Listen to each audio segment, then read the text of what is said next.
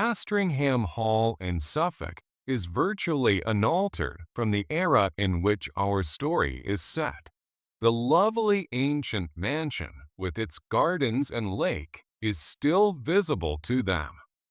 The ash tree, which once stood proudly in front of the home with its branches nearly reaching the walls, is the only item missing. The weird and lonely old woman, Mrs. Mothersole, who was found guilty of being a witch, is the starting point of this novel in 1690. The owner of Castringham Hall at the time, Sir Matthew Fell, told how she used to climb into the ash tree outside his chamber each time a full moon occurred. He claimed that she talked to herself and that she frequently carried an odd knife with which to chop off pieces of the tree. He used to follow her home, but she vanished. When he knocked on her door, she appeared drowsy and came downstairs wearing her pajamas. She was hanged after he and the people decided that she had to have used magic to accomplish these things. She yelled and battled before passing away, and her final odd words were, "There will be guests at the hall." Following the hanging, Sir Matthew experienced uneasiness and shame, which prompted him to confide in his friend the vicar. "You made the correct decision." That was the vicar's insightful comments, Sir Matthew. She was undoubtedly a dangerous woman. Sir Matthew was pleased. Sir Matthew strolled through Castringham Hall's gardens with the vicar that evening. The night in question was the full moon.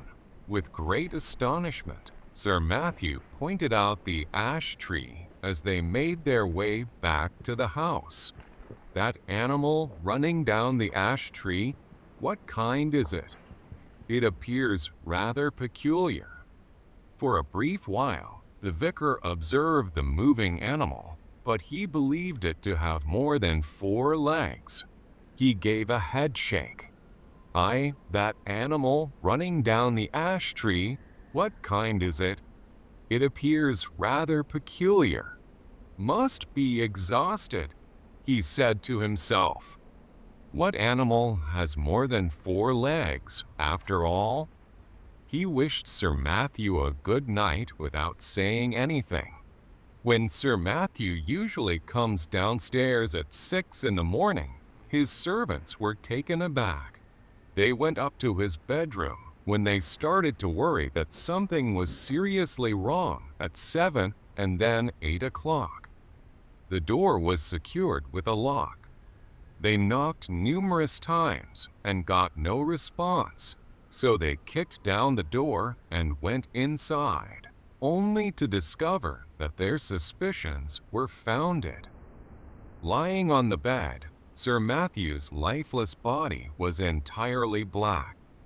Everything in the room appeared normal, with the exception of the wide-open window, and he bore no scars or other marks.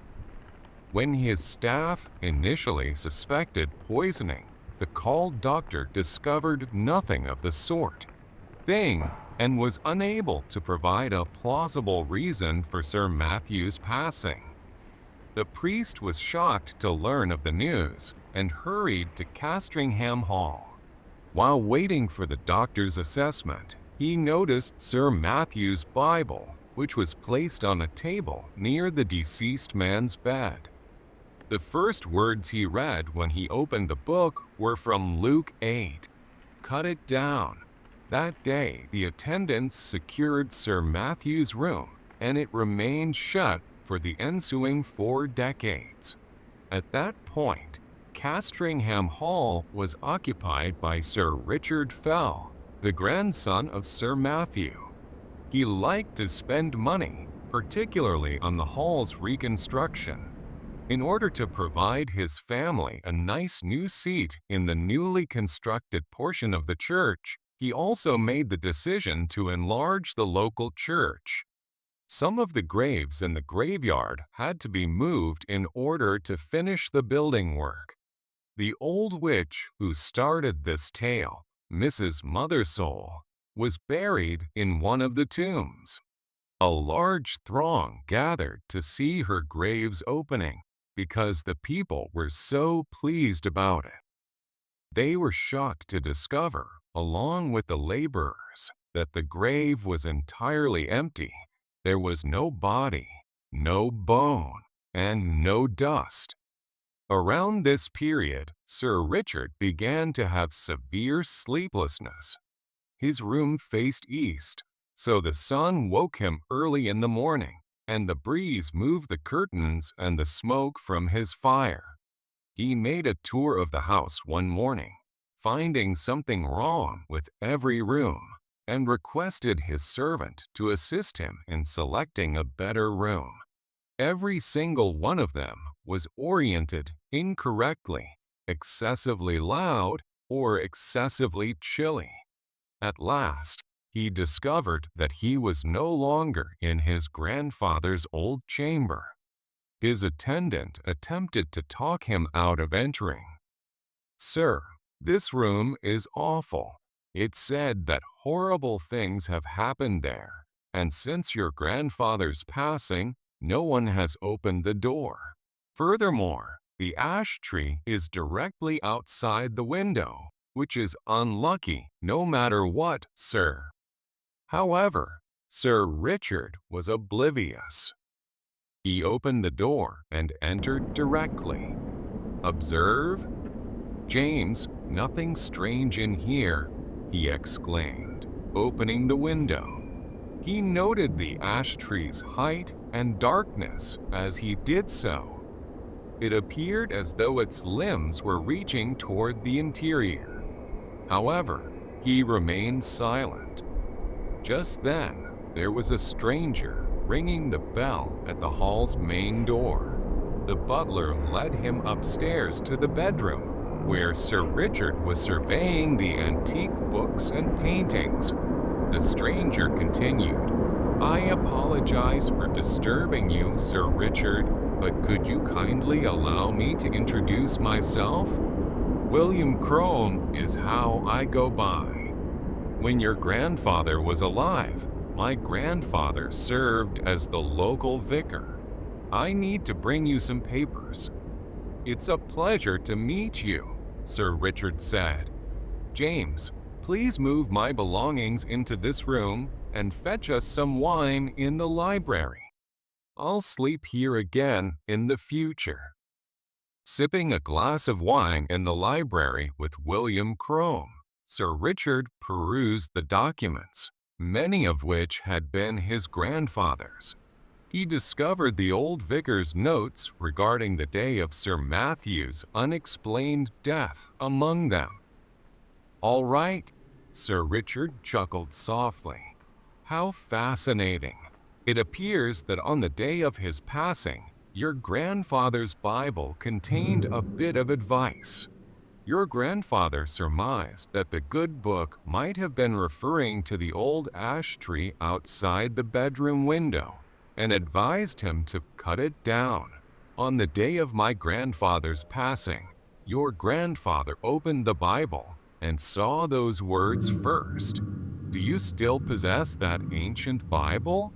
saying, "I'd very much like to see it." To William Crome, it was easy for Sir Richard to find the old Bible. "Yes, it's right here. A little bit, I fear, dusty. I'll see what it has to say. Like your grandfather, I'll open it at any page and read the first words I come on." The words, "You shall look for me in the morning, and I shall not be here," caught his attention as he opened the book.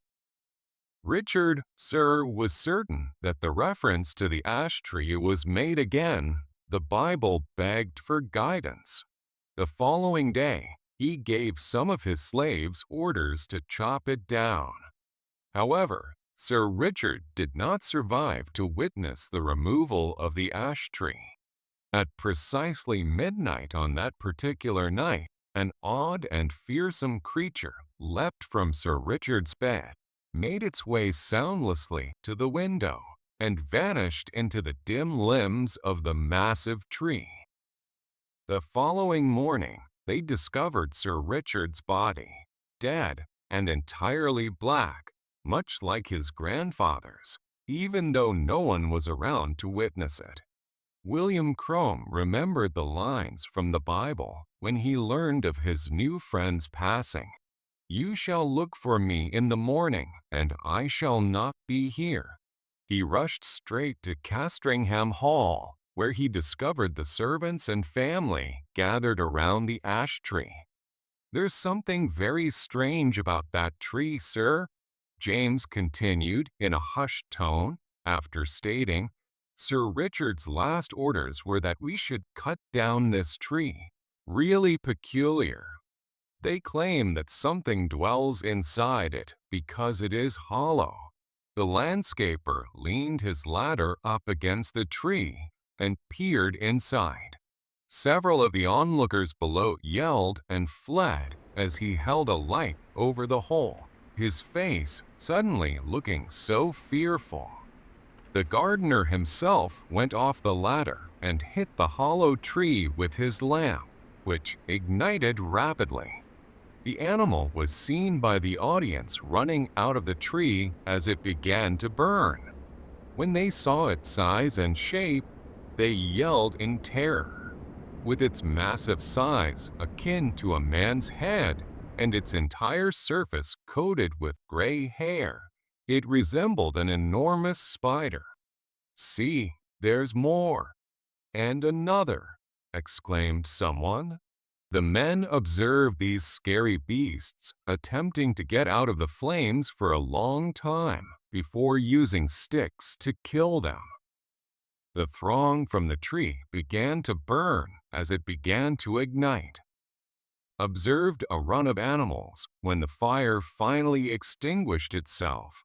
William Crome, James the servant, and a few of the more courageous individuals ventured inside the charred tree to have a look. The remains of a human being were discovered there. After examining it, the experts concluded that the body belonged to a woman who passed away in or around 1690, the year when old Mrs. Mothersole was hung. Yeah.